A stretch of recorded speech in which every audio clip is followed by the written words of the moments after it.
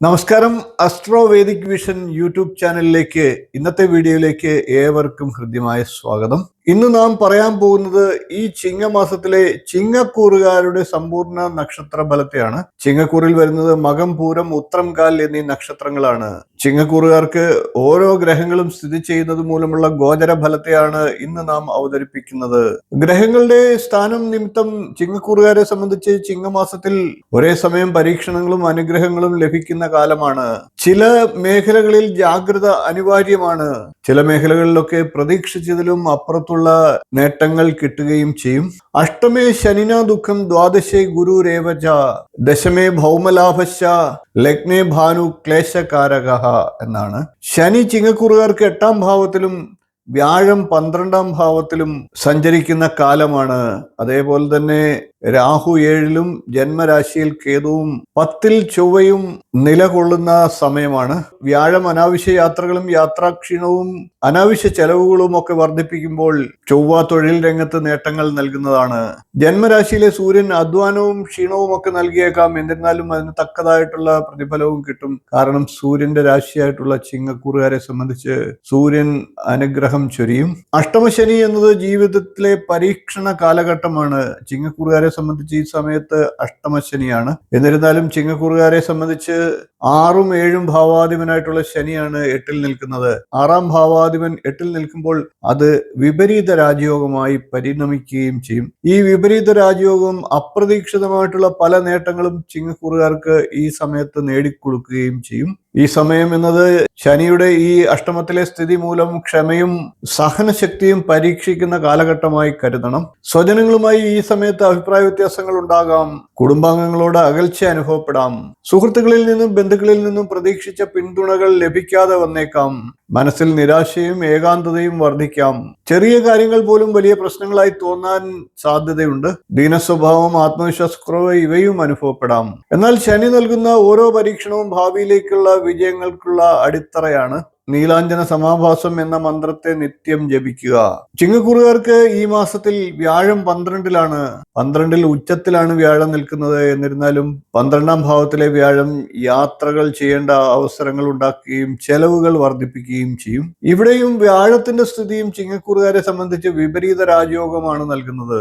ചിങ്ങക്കൂറുകാർക്ക് വ്യാഴം അഷ്ടമാധിപനാണ്. അഷ്ടമാധിപനായിട്ടുള്ള വ്യാഴം 12 നിൽക്കുമ്പോൾ അതും വിപരീത രാജയോഗമാണ്. അപ്രതീക്ഷിതമായിട്ടുള്ള മഹത് നേട്ടങ്ങൾ അതുകൊണ്ട് തന്നെ ചിങ്ങക്കൂറുകാർക്ക് ഈ സമയത്ത് ലഭിക്കാം. 12ാം ഭാവം എന്നത് വിദേശയാത്ര, തീർത്ഥയാത്ര, ആശുപത്രി ചെലവുകൾ, അപ്രതീക്ഷിത ചെലവുകൾ, ആത്മീയ വളർച്ച എന്നിവയൊക്കെ സൂചിപ്പിക്കുന്ന ഭാവമാണ്. അതുകൊണ്ട് തന്നെ ഈ സമയത്ത് കൂടുതൽ യാത്രകൾ ആവശ്യമായി വന്നേക്കാം. സാമ്പത്തിക ബുദ്ധിമുട്ടുകളും തടസ്സങ്ങളും ഒരു പരിധിവരെ ഉണ്ടാകാം.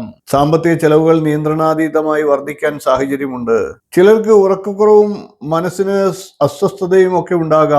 കുടുംബകാര്യങ്ങൾക്ക് തൊഴിൽ സംബന്ധമായിട്ടോ നിരന്തരം യാത്ര ചെയ്യേണ്ട സാഹചര്യങ്ങൾ ഉണ്ടാകാം. ദേവാനാം ച ഋഷിണാം ച എന്ന് തുടങ്ങുന്ന വ്യാഴത്തിന്റെ ശ്ലോകത്തെ നിത്യം ജപിക്കുക. ചിങ്ങക്കൂറുകാരെ സംബന്ധിച്ച് ഈ ചിങ്ങമാസത്തിൽ 10ാം ഭാവത്തിൽ ചൊവ്വ നിൽക്കുകയാണ്. അത് തൊഴിൽ രംഗത്ത് ശക്തമായ നേട്ടങ്ങൾ നൽകും. ഈ മാസത്തിലെ ഏറ്റവും വലിയ അനുകൂല ഗ്രഹസ്ഥിതികളിൽ ഒന്നാണ് ചൊവ്വ. തൊഴിൽ, ബിസിനസ്, അധികാരം, സമൂഹത്തിലെ സ്ഥാനം, പ്രവർത്തന വിജയം എന്നിവയുടെയൊക്കെ ഭാവമാണ് 10ാം ഭാവം. അതുകൊണ്ട് തന്നെ ഈ ഭാവത്തിൽ ചൊവ്വ നിൽക്കുമ്പോൾ പല വഴികളിലൂടെ വരുമാനം വരാം. തൊഴിൽ രംഗത്ത് അംഗീകാരം വർദ്ധിക്കാം. പുതിയ തൊഴിൽ അവസരങ്ങൾ ലഭിക്കാം. ബിസിനസ്സിൽ പുതിയ കരാറുകൾ ഉണ്ടാകാം. ധൈര്യത്തോടുകൂടി എടുക്കുന്ന തീരുമാനങ്ങളൊക്കെ വിജയത്തിൽ എത്തുന്നതാണ്. സർക്കാർ സംബന്ധമായിട്ടുള്ള കാര്യങ്ങളിൽ പുരോഗതി ഉണ്ടാകും. പ്രവർത്തന മേഖലയിലൊക്കെ മത്സരിക്കുന്നവർക്ക് മികച്ച വിജയം നേടാൻ സാധിക്കും. ചിങ്ങമാസത്തിൽ ചിങ്ങക്കൂറുകാർക്ക് സൂര്യൻ ജന്മരാശിയിലാണ്. ജന്മരാശിയിലെ സൂര്യൻ അത്ര നല്ല ഫലങ്ങളല്ല നൽകുന്നത്. എന്നിരുന്നാലും ചിങ്ങക്കൂറുകാരെ സംബന്ധിച്ച് രാശ്യാധിപൻ തന്നെയാണ് സൂര്യൻ. അതുകൊണ്ട് തന്നെ നല്ല ഫലങ്ങളും അതോടൊപ്പം ലഭിക്കും. സൂര്യന്റെ ജന്മരാശിയിലെ സ്ഥിതി മൂലം കൂടുതൽ അധ്വാനിക്കേണ്ട സാഹചര്യങ്ങൾ ഉണ്ടാകാം. ശരീരക്ഷീണം അനുഭവപ്പെടാൻ, കൂടുതൽ ആരോഗ്യ പ്രശ്നങ്ങൾ ഉണ്ടാകാം. വിഭവക്ഷയവും സാമ്പത്തിക ചെലവുകളും ഒക്കെ ഉണ്ടാകാം. ജോലിഭാരം കൂടാം. വിശ്രമത്തിനുള്ള സമയം കുറയാം. ശരീരത്തിനും മനസ്സിനും സമ്മർദ്ദം കൂടുതലായി അനുഭവപ്പെടാം.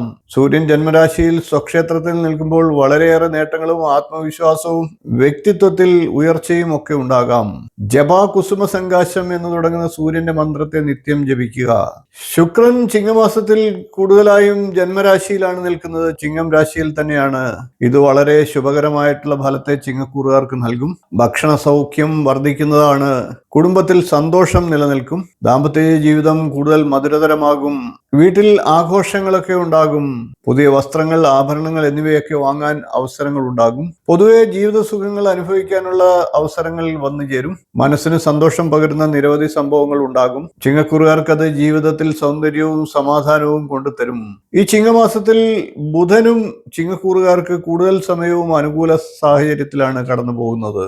അതുമൂലം ബുധന്റെ നല്ല സ്ഥിതി മൂലം ലാഭവും വിജയവും ഉണ്ടാകുന്നതാണ്. സംഭാഷണ സാമർഥ്യം ഈ കാലത്ത് വർദ്ധിക്കും. ബിസിനസ് ചർച്ചകളിൽ വിജയം നേടും. ധനലാഭം ലഭിക്കാം. പുതിയ വരുമാന മാർഗങ്ങൾ ലഭിക്കാം. കുടുംബ സൗഖ്യം നിലനിൽക്കുന്നതാണ്. സന്താനങ്ങളുടെ നേട്ടങ്ങളിൽ സന്തോഷം ലഭിക്കും. സുഹൃത്തുക്കളുടെ സഹായം ഈ കാലത്ത് ലഭിക്കും. ദീർഘകാലമായി ആഗ്രഹിച്ചിരുന്ന കാര്യങ്ങൾ ഈ കാര്യത്ത് സാധിതമാകും. പ്രിയങ്ക് കലികാശ്യാമം എന്ന് തുടങ്ങുന്ന മന്ത്രത്തെ നിത്യം ജപിക്കുക. ബുധൻ ചിങ്ങക്കൂറുകാർക്ക് വിജയവും കാര്യസാധ്യവും നേടിത്തരും. ഈ ചിങ്ങമാസത്തിൽ ചിങ്ങക്കൂറുകാരെ സംബന്ധിച്ച് പരീക്ഷണങ്ങളും ഒപ്പം ഒട്ടേറെ നല്ല വിജയങ്ങളും സമ്മാനിക്കുന്ന മാസമാണ്. 8ലെ ശനി മൂലം സ്വജനങ്ങളുമായി അകൽച്ച ഉണ്ടാകാതെ ശ്രദ്ധിക്കുക. യാത്രാക്ലേശം ഉണ്ടാകാതിരിക്കാൻ മുന്നൊരുക്കങ്ങൾ നടത്തുക. അപ്രതീക്ഷിത ചെലവുകളെ കരുതിയിരിക്കുക. ശരീരക്ഷീണത്തെ മറികടക്കാനുള്ള ഉപായങ്ങൾ ചെയ്യുക. തൊഴിൽ ഭാരം വർദ്ധിക്കാൻ സാധ്യതയുണ്ട്. അതിന് മാനസികമായി തയ്യാറാകുക.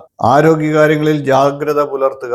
ചൊവ്വയുടെ സ്വാധീനം മൂലം വിവിധ മാർഗങ്ങളിലൂടെ ധനലാഭം ഉണ്ടാകുന്നതാണ്. ശുക്രന്റെ അനുഗ്രഹത്താൽ കുടുംബ സൗഖ്യവും ഉണ്ടാകും.